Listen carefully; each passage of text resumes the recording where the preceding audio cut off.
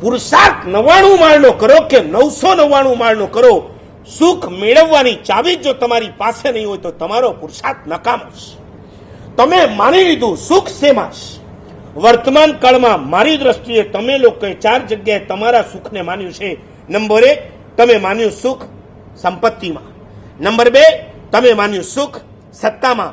Number 3, તમે માન્યું સુખ શરીરમાં. અને નંબર 4, તમે માન્યું સુખ સ્વજનોમાં. તમારે મન સંપત્તિ, સત્તા, શરીર અને સ્વજન એ સુખના કારણ છે. શાસ્ત્ર કહે છે આ 4 સુખના સાધન નથી, ક્યારેક એ દુઃખના પણ સાધન બની શકે છે. અને માની લો કે કદાચ એ સુખનું સાધન છે તો પણ કામ ચલાવ સુખના સાધન છે. અહીંથી પરલોકમાં ગયા પછી નથી તમારી સંપત્તિ તમારી સાથે આવવાની, તમને મળેલી સત્તા તમારી સાથે આવવાની, તમારું શરીર પણ અહીંયા સળગાવીને સાફ કરીને તમારે પરલોકમાં ચાલ્યા જવાનું. અને તમે જેની સાથે સ્નેહ બાંધો છે એવા એક સંબંધ, એક સ્વજન પરલોકમાં તમારી સાથે નથી આવવાના. બધું જ જ્યારે કામ ચલાવશે, ટેમ્પરરી છે, ત્યારે સુખ કોઈ આવા ટેમ્પરરી સાધનોમાં નથી. સુખ કોઈક જુદી જગ્યાએ છે. આજે મારે તમને આ સુખનું સાધન બતાવવું છે, એડ્રેસ, સુખનું સરનામું આપવું છે. હકીકતમાં સુખ ક્યાં છે? વૈરાગ્ય શતકની પહેલી ગાથામાં બહુ સરસ વાત કરી, સંસારમની અસારે નથી સુહમ. આ સંસારમાં તમે લાખ પ્રયત્ન કરો, સંસારમાં ક્યાંય સુખ છે જ નહીં. વાહી વેયણા પૌરે, અહીંયા કાં શરીરમાં રોગ છે, શરીરમાં રોગ નથી તો મનના ટેન્શનનો કોઈ પાર નથી.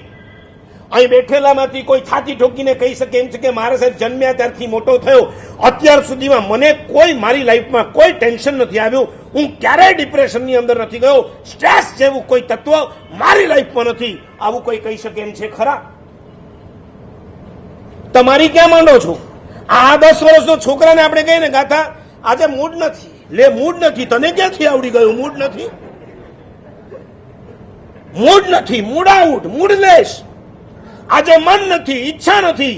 આ બધા ટેન્શન અને સ્ટ્રેસના પ્રકારો. 10 વર્ષની ઉંમરમાં જેને મૂડ શબ્દ આવડી ગયો છે, આજે મૂડ ખરાબ છે, એનો મતલબ શું થયો ખબર છે? તમારા પરિવારની અંદર સતત તમારા મોઢામાંથી નીકળતા શબ્દો એને ગ્રાસ કર્યા છે. બહારનો વૈભવ ગમે તેટલો હોય, ભીતરના વૈભવ, પ્રસન્નતાનો વૈભવ. સાચું બોલો, રિચનેસ વધારે ગમે છે કે હેપીનેસ વધારે ગમે છે? પેલા અર્થ બરાબર કરજો, એમને ઠોકમ ઠોક નહીં કરતા. ઘણાને તો ખબર કાંઈ નહીં, ઠોકે.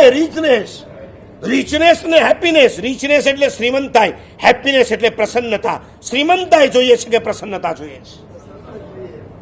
હે, મેં ઠેકાણે પૂછ્યું, મને કે પ્રસન્નતા સાથેની શ્રીમંતાઈ જોઈએ છે. પાકો અંબામાંથી હતો.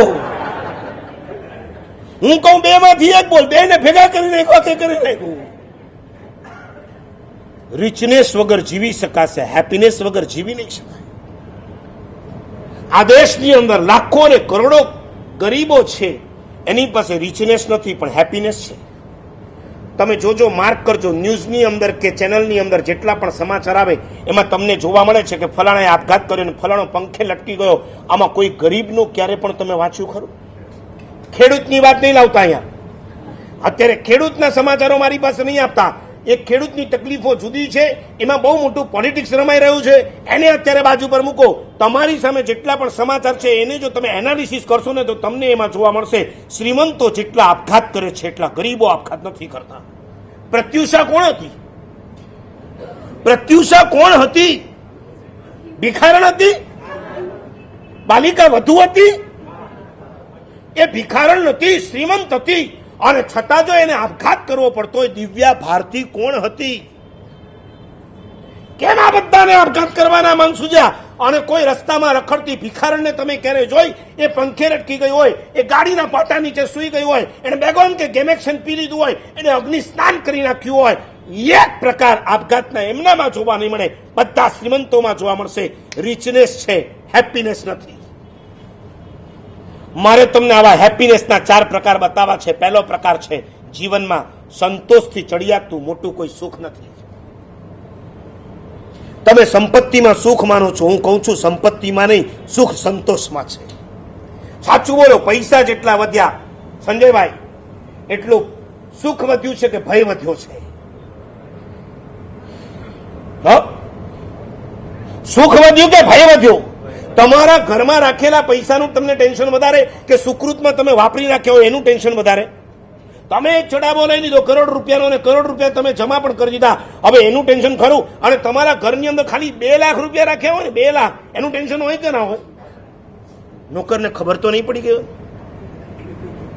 કોઈ જોઈ તો નહીં ગયું ને? નોકર નહીં, ઘરવાળીથી ફફડો છો, એને તો ખબર નથી પડી ગઈ ને? નહીં તો સેલનું પાટિયું જોઈને આવી છે.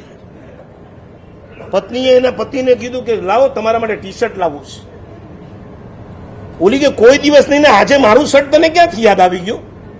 એને કીધું આ તો સેલનું પાટિયું લાગ્યું છે, એમાં લખ્યું છે કે 2 સાડી પર 1 શર્ટ ફ્રી. તમે નંબર 2 માં છો, નંબર 1 માં તો એની પોતાની સાડી છે.